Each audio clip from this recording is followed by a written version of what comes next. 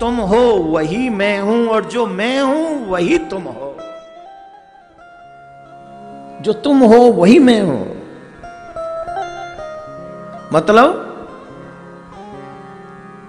सर्वम खलविदम ब्रह्मा, शंकराचार्य जी महाराज कहते हैं। और गोस्वामी तुलसीदास बाबा की भाषा में समझो तो यही है, हरि व्यापक सर्वत्र समाना। आप भगवान को अपने आप से दूर समझोगे, अपने आप को भगवान से दूर समझोगे तो ये आपकी भक्ति नहीं है। वो दूर नहीं है, वो सबसे पास है, तुम्हारे बहुत पास है। उससे ज्यादा पास तुम्हारे कोई है ही नहीं। ये भाव मन में रखो, बोलो राधे राधे। तो ये जो माया है ये महाठगनी है। जैसे भगवान के अनंत रूप हैं वैसे ही माया के भी अनंत रूप हैं। भरत जी महाराज को माया किस रूप में आ गई? बोले मृग के रूप में आ गई। बताओ, जिसने राज्य छोड़ दिया, महल छोड़ दिया, रानी छोड़ दी, सब छोड़ दिया, परिवार छोड़ दिया, सुख साधन छोड़ दिए, किस रूप में आई? बोले मृग के रूप में माया आ गई। तो माया के अनंत रूप हैं। माया किसी भी रूप में आपको मोह सकती है। माया चाहती क्या है? माया चाहती क्या है? माया चाहती है कि तुम माधव से दूर रहो। क्या चाहती है? तुम भगवान से, बाकी के सब दे देती है माया। घर ले ले, मकान ले ले, बेटा ले ले, बेटी ले ले, परिवार ले ले, हार व्यवहार दुकान सब चाहिए ले ले। भगवान के पास जाएगा तो मैं तेरा फिर स्ट्रगल शुरू कर दूंगी। भगवान के पास मत जा, बाकी सब तू जो चाहिए सो ले ले।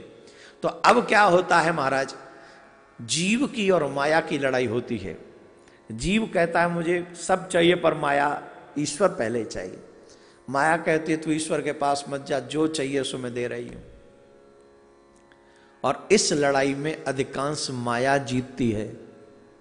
अधिकांश माया जीत जाती है, जीव को परास्त कर देती है, जीव को घर में बांध के रखती है, जीव को मोह में बांध कर रखती है, जीव को बंधनों में बांध के रखती है। पर माया को मायापति तक नहीं पहुंचने देती। लेकिन बहुत बिरले लोग ऐसे होते हैं जो माया को परास्त करके मायापति के पास पहुंच जाते हैं और कहते हैं मुझे किसी भी रूप में तू नहीं चाहिए, मुझे हर रूप में मेरा गोविंद चाहिए, मेरा ठाकुर चाहिए, मेरा कृष्ण चाहिए। तो माया आसानी से माधव की तरफ जाने नहीं देती। लेकिन जो भागवत की शरण में आ जाए, भागवत निश्चित तौर पर करती क्या है? बोले मोह को और ममता को, मैं और मेरे को, उसका अस्तित्व कम करती है। ये बात समझ में आ जाती है कि मैं भी सत्य नहीं और मेरा भी सत्य नहीं। मेरा जितना भी है वो सब असत्य है, मैं भी असत्य हूं।